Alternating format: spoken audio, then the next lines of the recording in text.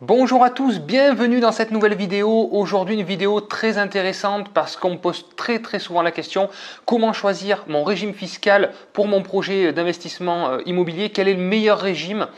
Je vous donne tous mes conseils sur les différents régimes dans cette vidéo. A tout de suite.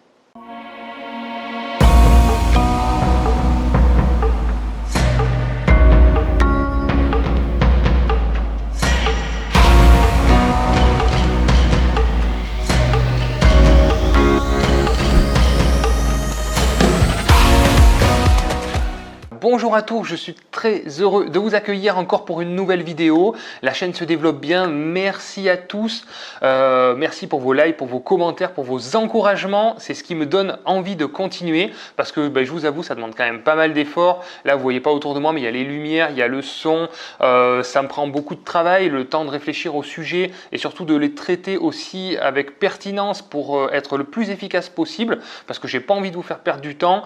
Moi, j'aime pas quand je regarde des vidéos que ça traîne pendant des heures, donc j'essaye de condenser un maximum pour aller à l'essentiel et pour que vous puissiez trouver l'information qui vous correspond le plus rapidement possible. Donc merci pour vos encouragements. Pour tous ceux qui n'ont pas téléchargé la checklist, dans la description pour avoir un super dossier bancaire et pour pouvoir visiter vos biens comme un professionnel, n'hésitez pas, c'est gratuit, il suffit juste de mettre votre email dans la description. Alors aujourd'hui, cette vidéo, je tiens quand même à vous mettre en garde. Je ne suis pas expert comptable, je ne suis pas avocat en droit fiscal non plus. Donc je vais vous donner une vidéo informative qui est sous réserve évidemment de chaque situation, de chaque personne. Et de toute manière, je vous conseille d'aller consulter des professionnels, de consulter des experts comptables et des avocats parce que justement, vous allez vous faire votre propre idée. Il n'y a rien de mieux que vous pour faire votre propre analyse avec toutes les informations que vous allez pouvoir recueillir. Malgré tout, je vais vous donner quelques informations qui me semblent assez évidentes suivant les différents statuts qui existent et par rapport à votre situation et votre projet IMO. On commence tout de suite avec la SCI à l'IS. La SCI à l'IS, c'est la SCI à l'impôt sur les sociétés. Cette société, oui, civile, il faut être deux personnes, hein, vous avez compris, pour investir en SCI. Par contre, donc, cette société, elle va être très adapté si par exemple vous avez une situation imposable personnelle assez haute, vous avez une tranche d'imposition assez haute. Donc déjà premier point, si vous trouvez un projet qui est déjà entièrement loué, donc là effectivement vous n'avez pas de travaux déductibles, donc pas d'enveloppe déficitaire possible.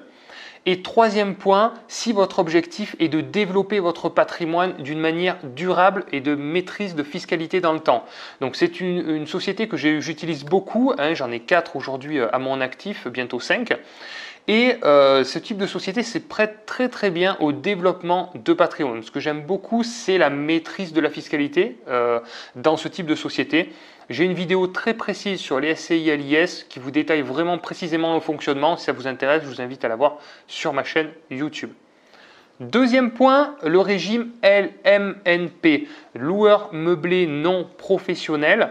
Donc c'est du nom propre, c'est-à-dire que vous achetez le bien en nom propre et vous allez l'exploiter en location meublée.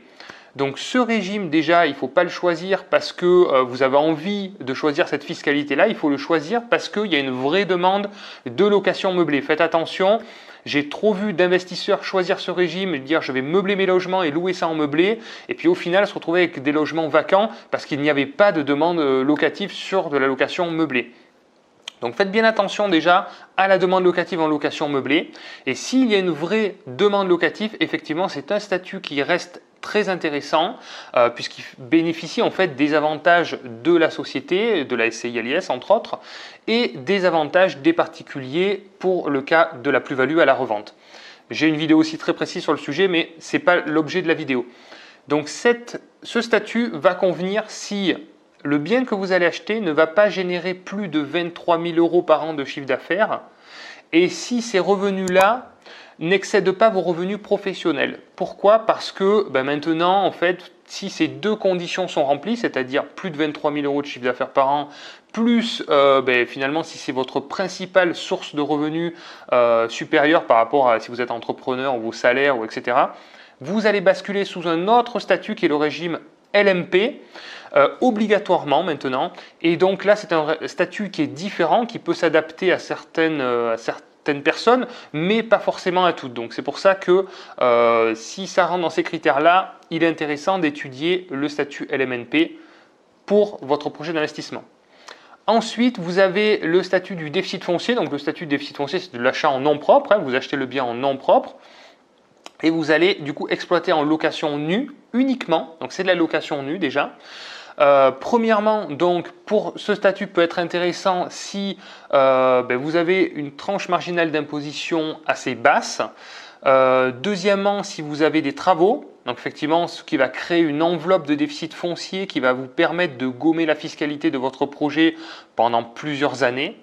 Et troisièmement, si votre objectif est d'avoir des revenus complémentaires plus que développer un patrimoine, parce que au bout d'un moment, vous allez épuiser votre enveloppe déficitaire et forcément, vous allez avoir de la fiscalité qui va arriver. Donc ça, il faut en avoir conscience, ou sinon il va falloir racheter, etc., etc.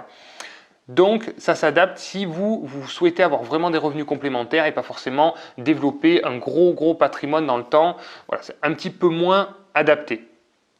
Voilà, j'espère que ça a synthétisé ces trois statuts qui sont très utilisés en investissement immobilier. J'espère que vous y voyez un petit peu plus clair par rapport à votre situation, par rapport à vos objectifs et par rapport aux biens que vous allez trouver aussi.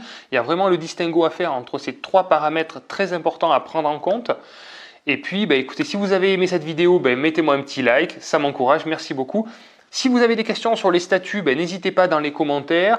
Si vous avez justement, vous, opté pour tel ou tel type de statut, dites-moi dans les commentaires comment vous investissez. Est-ce que vous avez des statuts particuliers en nom propre, en SCI? Voilà, mettez-moi dans les commentaires, comme ça on va voir un petit peu comment investit mon audience.